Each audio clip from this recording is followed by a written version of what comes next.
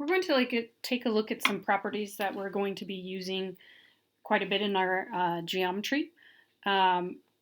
So we have 4 different properties. Some you may be aware of, some you might have used without knowing that that's a property. So our first one is our reflexive property. Now this may seem like a no-duh kind of property in that you don't actually need it, but we end up needing to use it for when we're proving things like congruent triangles that you've done before, or some other things that we're going to be looking at. So our first one is the reflexive property. There's a couple different versions depending on which thing you're talking about. So any number A equals A. So the thing is itself.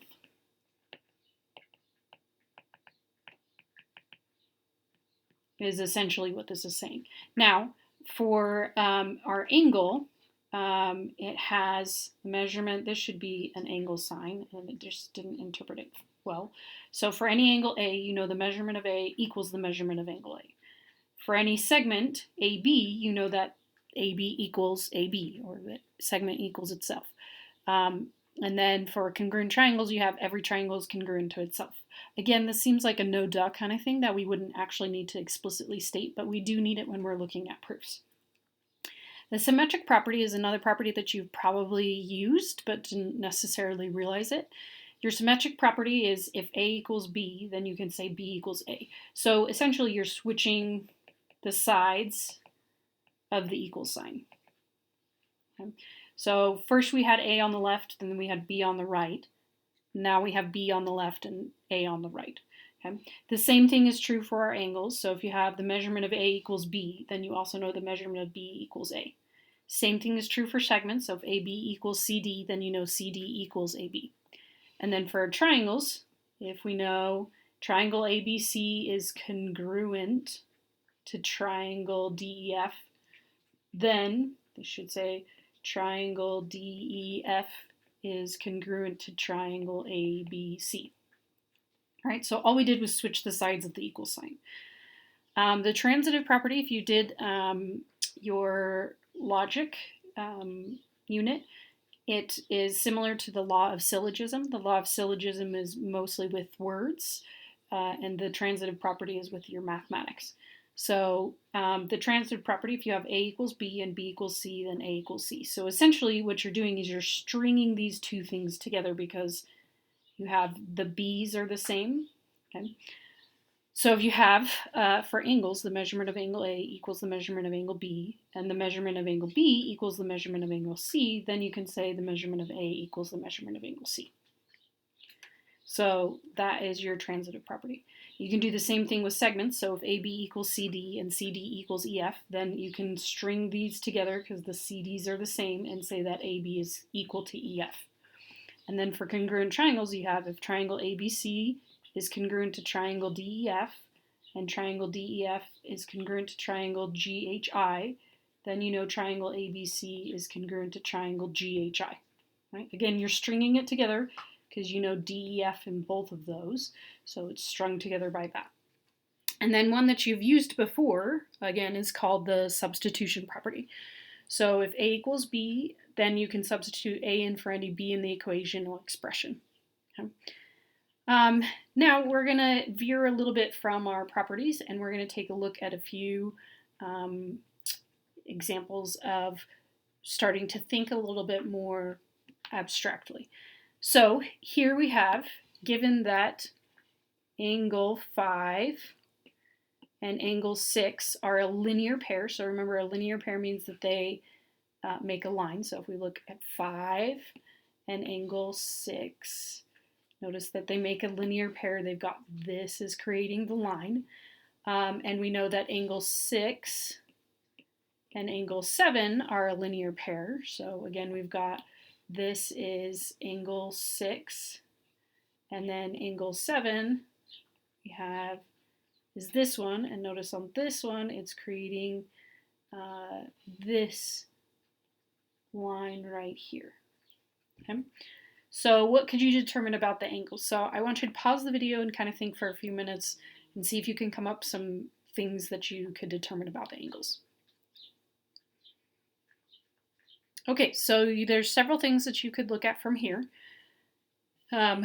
You could look and see that The measurement, so you can use the idea of a linear pair.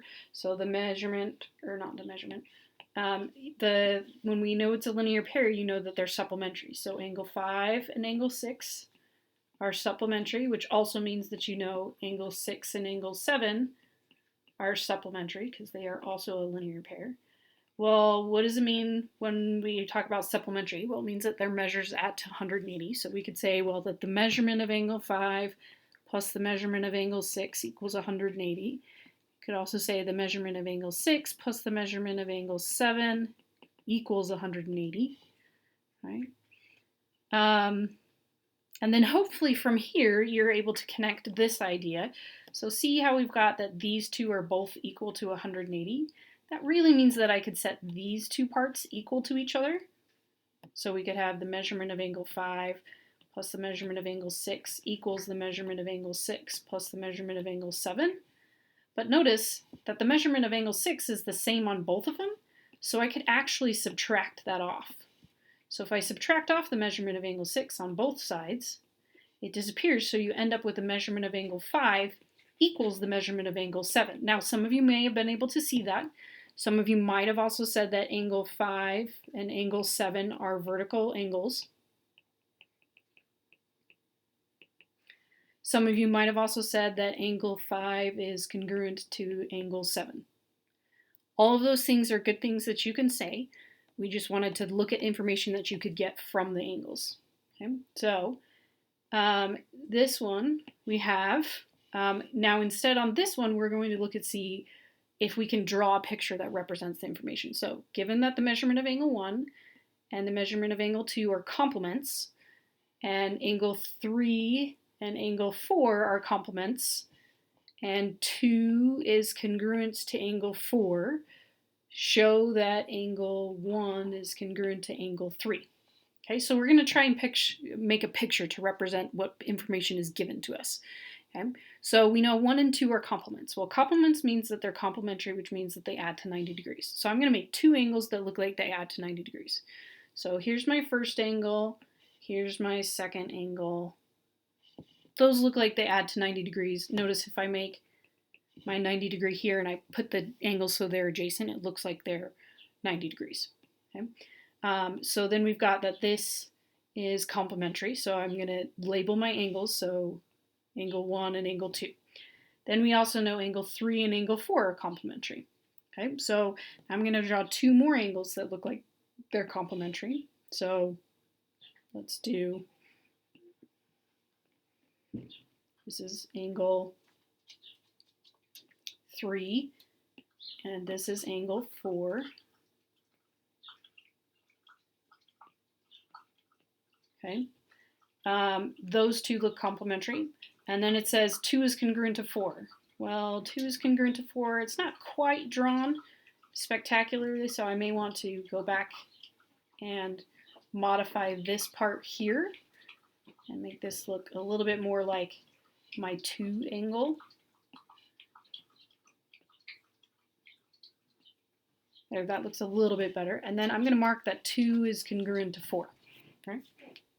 And then that's all that we were doing, was representing the pieces of information that were given to us.